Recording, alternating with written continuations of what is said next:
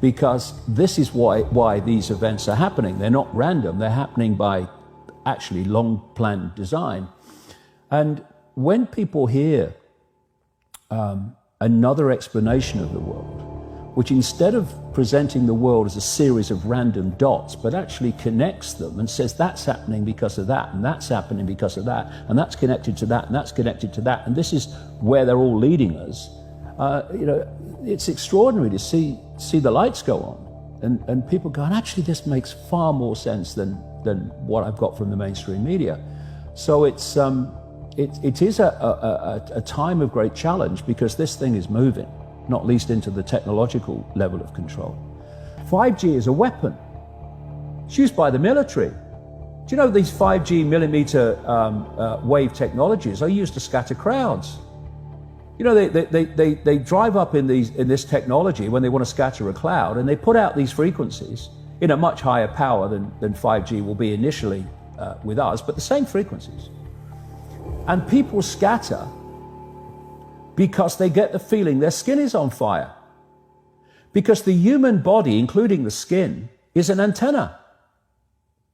It interacts with frequencies, and it receives and transmits information. At the cutting edge of understanding of DNA, scientists know that DNA is a receiver-transmitter of information.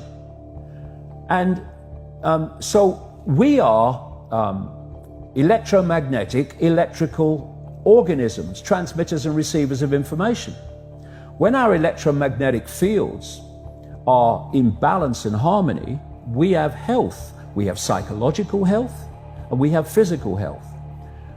The reason that this technological society is causing so much psychological and quote, physical disease is because these frequencies, technologically driven, and we live in this Wi-Fi world now, and all the phone masts and all the rest of it, these technologically generated frequencies are scrambling the balance of the human electromagnetic electrical communication systems.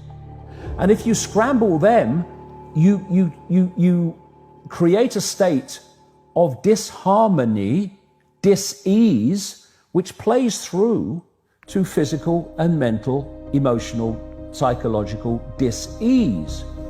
The brain processes information electrically. It communicates with the cellular structure electrically. And it operates within a certain band of frequency. If you can broadcast frequencies carrying information, this technology has long been known, carrying information and perceptions within the frequency that the brain decodes information, the brain will decode those frequencies and will have those perceptions. You can externally, even without connection to AI, although that's the piece de resistance, if you like, that's the kind of holy grail.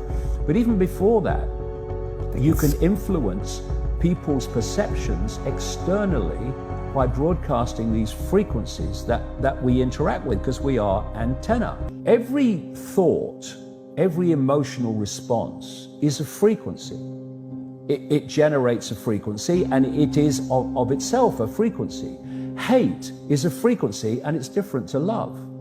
You know, when you are in a room and there's lots of aggression and conflict and hatred, you feel it. What do people say? Oh God, you can cut the atmosphere with a knife in there. That is because the frequencies of hate and conflict have been so generated, they have changed the electromagnetic field of the room. Okay, so 5G is going to be weaponized against us potentially. Yeah, but the point being that they worked out the frequencies of various emotions, including rage and what have you. And basically, they can play across a community these frequencies without anyone knowing, and it starts to have an effect.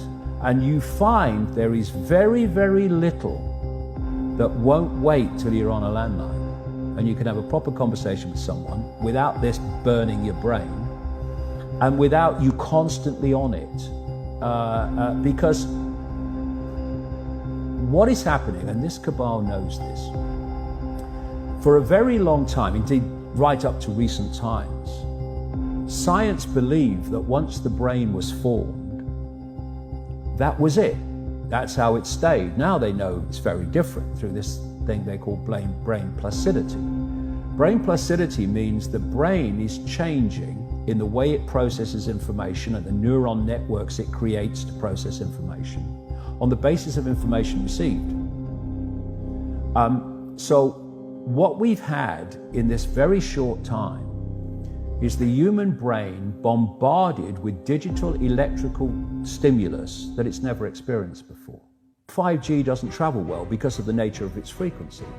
So instead of big towers, as we have now, broadcasting these frequencies long distances, it won't do that. And it doesn't go through solid objects, what we call solid objects, very well either.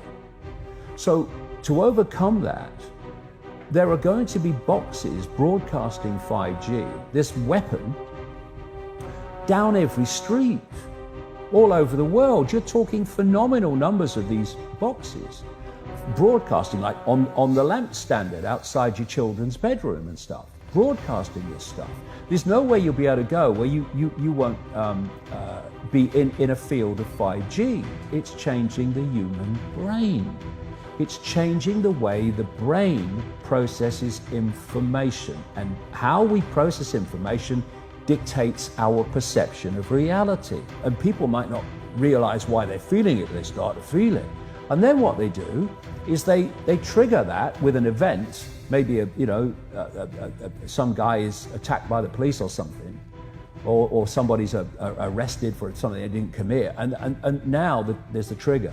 The blue touch paper's been lit of this manufactured frequency-driven rage, and you have mass riots and what have you, and people do things that they wouldn't normally do.